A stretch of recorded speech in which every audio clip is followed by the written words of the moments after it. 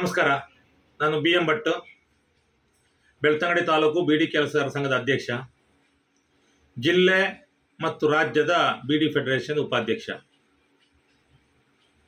ಆತ್ಮೀಯ ಸಹೋದರ ಸಹೋದರಿಯರೇ, ಇವತ್ತು ನಾವೊಂದು ದೊಡ್ಡ ಹೋರಾಟದಲ್ಲಿ ಗೆಲುವು ಸಾಧಿಸಿದ ವಿಚಾರವನ್ನು ಎಲ್ಲರಿಗೂ ತಿಳಿಸಬೇಕು ಅಂತ ಹೇಳಿಕೊಂಡು ಮಾತಾಡ್ತಾ ಇದ್ದೇನೆ.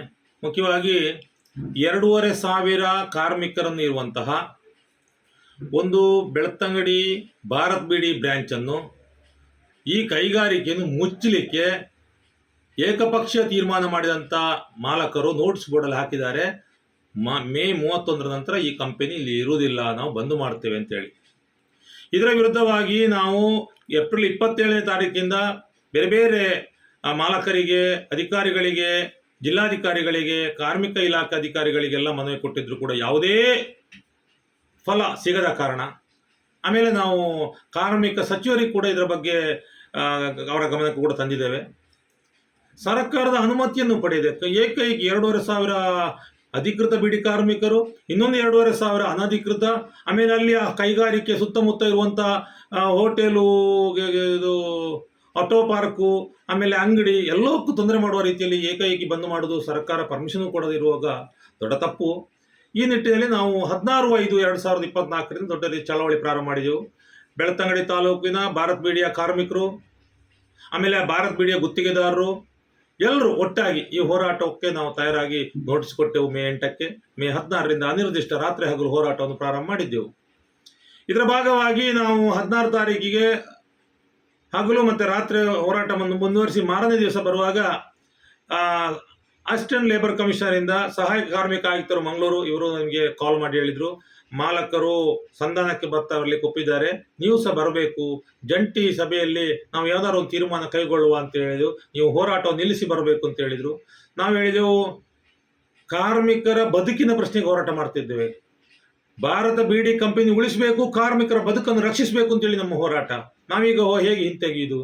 ಆದರೂ ನಿಮ್ಮ ಮಾತಿಗೆ ಬೆಲೆ ಕೊಟ್ಟು ಇವತ್ತಿನ ಮಟ್ಟಿಗೆ ನಿಲ್ಲಿಸಿ ನಾವು ಬರ್ತೇವೆ ಮಾತುಕತೆಗೆ ಅಂತೇಳಿ ಅವತ್ತು ಮಾತುಕತೆಗೆ ಹೋದೆವು. ಅಲ್ಲಿ ಯಾವುದೇ ಒಂದು ತೀರ್ಮಾನಕ್ಕೆ ಬರುವಲ್ಲಿ ನಾವು ಸಫಲರಾಗಲಿಲ್ಲ.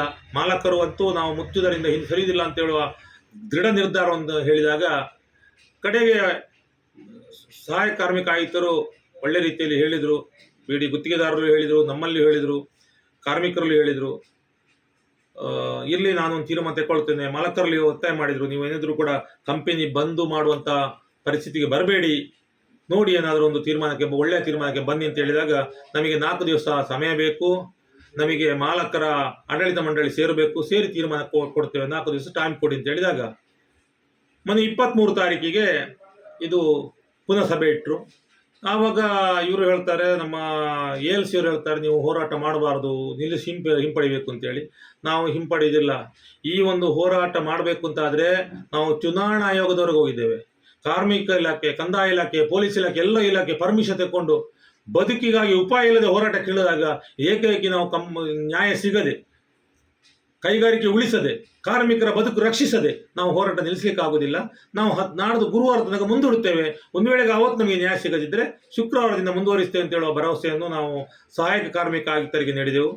ಅದೇ ರೀತಿಯಲ್ಲಿ ಗುರುವಾರ ವಾಪಸ್ ಸಭೆ ಸೇರಿದೆವು. ಸಾಧಾರಣ ಒಂದು ಬೆಳ್ತಂಗಡಿ ತಾಲೂಕಿನ ಭಾರತ್ ಬಿಡಿಯ ಒಂದು 12 ಜನ ಬಿಡಿ ಗುತ್ತಿಗೆದಾರರು, ಆಮೇಲೆ ಬೇರೆ ಬೇರೆ ಗುತ್ತಿಗೆದಾರ ಸಂಘದ ಪದಾಧಿಕಾರಿಗಳು, ಜಿಲ್ಲಾ ಪದಾಧಿಕಾರಿಗಳು, ರಾಜ್ಯ ಪದಾಧಿಕಾರಿಗಳು ಜೊತೆಗೆ ನಾವು ಬಿಡಿ ಕರ್ನಾಟಕ ರಾಜ್ಯ ಬಿಡಿ ಫೆಡರೇಷನ್ ಅಧ್ಯಕ್ಷರಾದ ಜೆ ಬಾಲಕೃಷ್ಣ ಶೆಟ್ಟರು, ಬೆಳ್ತಂಗಡಿ ತಾಲೂಕು ಬಿಡಿ ಕೆಲಸ ಸಂಘದ ಅಧ್ಯಕ್ಷರಾದ ನಾನು ಮತ್ತು ಕಾರ್ಯದರ್ಶಿಯಾದ ಈಶ್ವರಿ ಎಲ್ಲರೂ ಆ ಸಭೆಯಲ್ಲಿ ಭಾಗವಹಿಸಿದೆವು. ಮಾಲಕರ ಪರವಾಗಿ ಆಡಳಿತ ಮಂಡಳಿಯ ಪ್ರತಿನಿಧಿಗಳು ಹಾಜರಿದ್ದರು.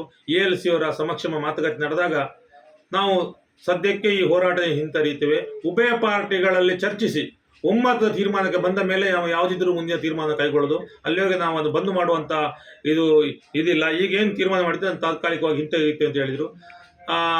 ಆದರೂ ಕೂಡ ಮುಂದೆ ಯಾವುದಾದ್ರು ನಿರ್ಧಾರ ಬರಬೇಕಾದ್ರೆ ಉಭಯ ಪಾರ್ಟಿಗಳಲ್ಲಿ ಚರ್ಚೆ ಮಾಡಿ ಒಮ್ಮತ ತೀರ್ಮಾನಕ್ಕೆ ಬರ್ತೇವೆ ಅಂತ ಹೇಳೋ ಭರವಸೆ ಕೊಟ್ಟ ಕಾರಣ ನಾವು ಏನು ನಿರ್ಧಾರ ಮಾಡಿದಂಥ ಹೋರಾಟದ ಹಿಂದೆ ತೆಗೆದಿದ್ದೇವೆ. ನಮಗೆ ಈ ಗೆಲುವು ಅತ್ಯಂತ ದೊಡ್ಡ ರೀತಿಯ ಗೆಲುವಾಗಿದೆ. ನಮಗೆ ಈ ಹೋರಾಟಕ್ಕೆ ಬೆಂಬಲ ಕೊಟ್ಟು ಮಾತನಾಡಿದಂತಹ ನಮ್ಮ ಮಾತ್ರ ಅಲ್ಲ, ಕಾರ್ಮಿಕ ಸಚಿವರನ್ನು ಭೇಟಿಯಾಗಿ ಅವರಿಗೂ ಕೂಡ ಮನವರಿಕೆ ಮಾಡಿದಂತಹ ಇಲ್ಲಿಯ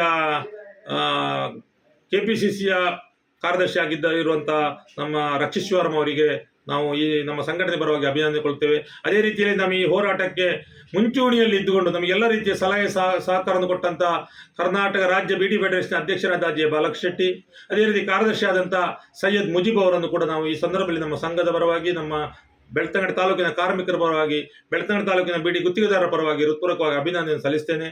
ಅದರಿಂದ ಈ ರೀತಿಯ ಎಲ್ಲರೂ ಕೂಡ ಐಕ್ಯದಿಂದ ಮುಂದಾಡಿದರೆ ಖಂಡಿತ ಕೂಡ ನಮಗೊಂದು ನ್ಯಾಯ ಸಿಗ್ತದೆ. ನ್ಯಾಯದ ಹಾದಿಯಲ್ಲಿ ಮುನ್ನೋಗುವ, ನ್ಯಾಯ ಬಿಟ್ಟು ತೊರೆಯುವುದು ಬೇಡ.